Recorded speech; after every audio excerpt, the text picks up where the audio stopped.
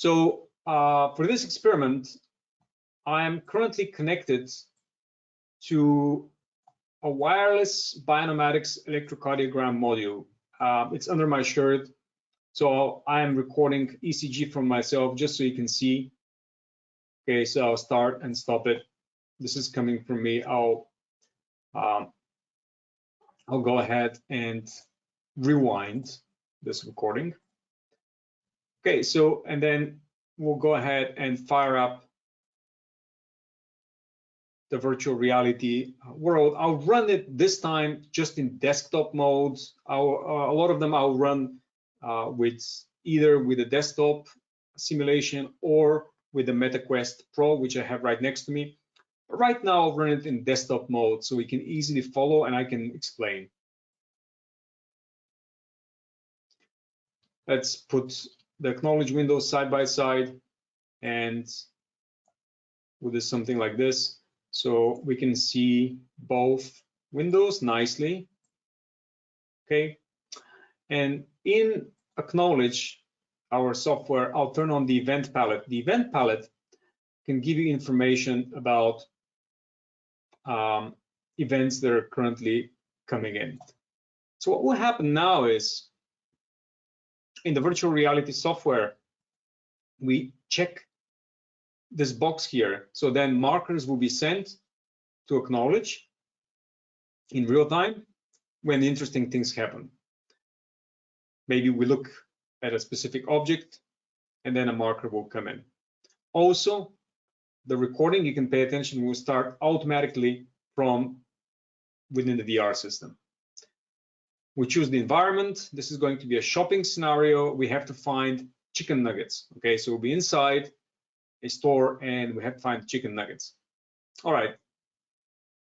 We can have different trials, number of trials. We can change fixation times for how long we have to look at a specific object in the environment to have the fixation considered valid. We can inspect the environment and we can see that it consists of lower shelf, middle, upper shelf, and chicken nuggets and chips. Now we can make certain objects, as I mentioned, grabbable. We can enable or disable tracking fixations for different objects. I will not make any changes right now, but I'm just showing you this capability. So you always have these options. You can record the screen and then bring it into our software. You can send markers. Yeah, and then we'll put in my information here. And then we'll put the participant ID, for which I will do a shorthand of today's date. And I'll put 001 at the end. Just kind of arbitrary.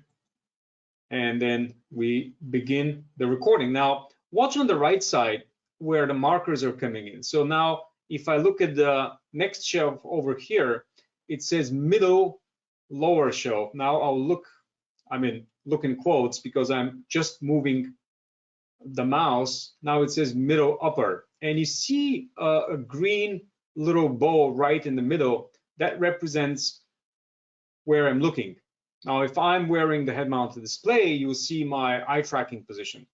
Now, I'll look a little bit higher, and now I'm looking at the upper shelf. And on the right side, we also see markers come in. So if you pay attention, these little light bulbs pop up in the acknowledge software. So I'll make another one pop up. So you see right here, there's a light bulb, and they correspond to different markers. Now, let's scroll through the store. I'm not gonna go through the whole store. I know where the chicken nuggets are, so I will just quickly find them now. All right, so we have celebratory sound here. We found them, that's great. And now we'll finish the experiment.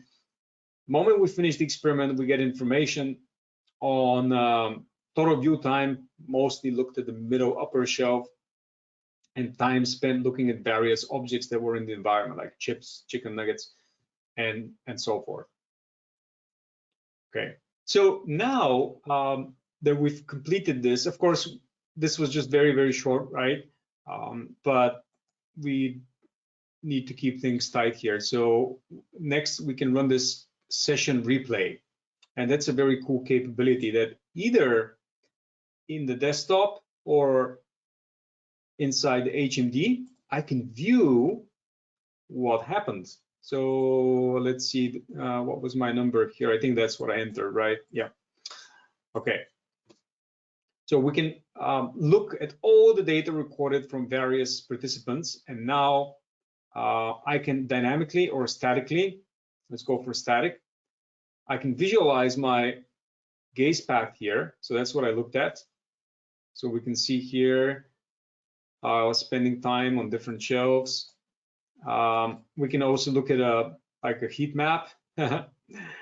Okay, so all sorts of information that you can explore. In fact, I can go inside and actually walk in here and in the world and observe the data. Okay, of course, that data is also available in a numeric format, but that makes it very, very useful.